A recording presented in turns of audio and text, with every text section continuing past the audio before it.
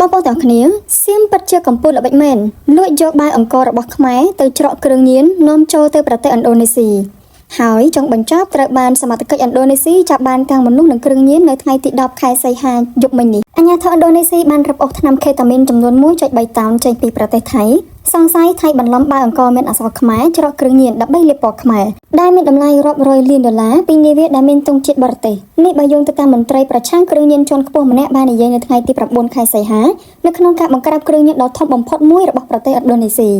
លោកស៊ូយឌីអារីយ៉ូសេតូប្រធានភ្នាក់ងារប្រឆាំងគ្រឿងញៀនជាតិបាននិយាយថាអាជ្ញាធរបានទទួលព័ត៌មានស៊ើបការសម្ងាត់កាលពីខែកុម្ភៈថានាវា MV King Sun កំពុងធ្វើដំណើរពីទិសខាងកើតមកពីប្រទេសថៃឆ្ពោះទៅកាន់ប្រទេសឥណ្ឌូនេស៊ីជាមួយនឹងតំណែងដ៏គួរឲ្យសង្ស័យដែលជំរុញឲ្យមានការឃ្លាំមើលអស់រយៈពេលជាច្រើនខែលោកបាននិយាយថានាវាចម្បាំងកងទ័ពជើងទឹកមួយគ្រឿងបានស្ទាក់ចាប់នាវានោះនៅថ្ងៃទី6ខែសីហានៅពេលដែលវាចូលទៅក្នុងទឹកដីឥណ្ឌូនេស៊ីលោកស៊ូយឌីបានប្រាប់សន្និសីទសារព័ត៌មានមួយនៅលើកោះបាតាំប្រទេសឥណ្ឌូនេស៊ីនៅថ្ងៃទី9ខែសីហាថានៅថ្ងៃទី7ខែសីហាក្រុមចម្រុះបានរកឃើញថង់ចំនួន65ថង់ជាថង់អង្គរមានអក្សរខ្មែរដែលលាក់ទុកនៅខាងក្នុងនាវាបន្ទាប់ពីការធ្វើតេស្តវត្ថុទាំងនោះត្រូវបានគេដឹងថាមានផ្ទុកខេតាមីនលោកបានបន្តថាតំណែងប្រមាណ 1.3 តោនមានតម្លៃប្រហែល 2.07 ពាន់លានរូប៊ីស្មើនឹង149លានដុល្លារសហរដ្ឋអាមេរិកអាជ្ញាធរនៅតែកំពុងស្វែងរកនៅលើទូកដើម្បីមើលថាតើមានច្រើនទៀតឬអត់សារធាតុខេតាមីនដើរតួជាថ្នាំស្ពឹកដែលមានប្រសិទ្ធភាពលឿនប៉ុន្តែត្រូវបានគេប្រើប្រាស់យ៉ាងទូលំទូលាយជាគ្រឿងញៀនខុសច្បាប់រាល់ការចែកចាយរបស់វាត្រូវបានគ្រប់គ្រងនិងត្រួតពិនិត្យយ៉ាងតឹងរ៉ឹងនៅក្នុងប្រទេសឥណ្ឌូនេស៊ីទីភ្នាក់ងារប្រឆាំងគ្រឿងញៀនបាននិយាយថាសមាជិកនាវិកចំនួន8នាក់នៅលើនាវានេះជនជាតិមីយ៉ាន់ម៉ាចំនួន7នាក់ជនជាតិតៃវ៉ាន់ម្នាក់ត្រូវបានឃុំខ្លួនលោកស៊ូយឌីក៏បាននិយាយបន្តថាយើងនៅតែកំពុងតែស៊ើបអង្កេតតាក់ទងនឹងប្រភពដើមនៃតំណែងគោលដៅកំពុងផែអ្នកណាជាអ្នកផ្ញើនិងអ្នកណាជាអ្នកទទួលសូមជម្រាបជូនថាកាលពីកន្លងទៅអាជ្ញាធរឥណ្ឌូនេស៊ីបានរឹបអូសយកដើមកញ្ឆាចំនួន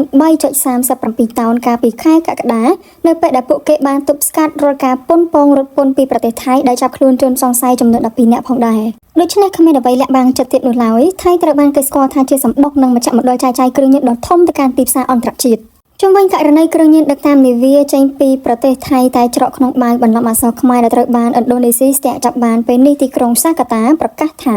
ខ្លួនកំពុងតែបើកការស៊ើបអង្កេតរកឲ្យឃើញថាតើនរណានៅពីក្រោយរឿងនេះពិតប្រាកដប្រទេសនេះក៏ធ្លាប់ចាប់បាននិងបង្ក្រាបក្រុមជួញដូរគ្រឿងញៀនជាបន្តផងដែរអ្វីដែលសំខាន់គឺថាមានមេខ្លោងធំនិងឧក្រិដ្ឋជនអន្តរជាតិជាច្រើនដែលជាប់នៅក្នុងបញ្ជីតាមចាប់របស់ប៉ូលីសអ៊ីនធឺប៉ូលកំពុងសំងំលាក់ខ្លួនរស់នៅយ៉ាងសោយសុខនៅក្នុងប្រទេសនេះផងដែរ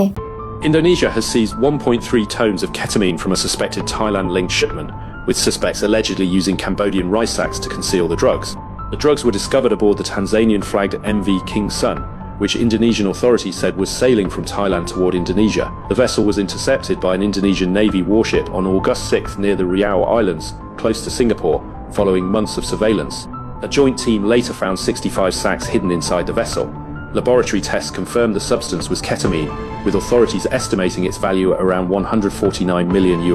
Notably, the drugs were concealed inside rice sacks carrying Cambodian labels and Khmer script. The packaging does not establish any Cambodian connection to the drugs, and investigators have not said why the sacks were used. 8 crew members have been detained, including 7 Myanmar nationals and 1 Taiwanese national, as authorities investigate the shipment's origin, destination, sender and receiver.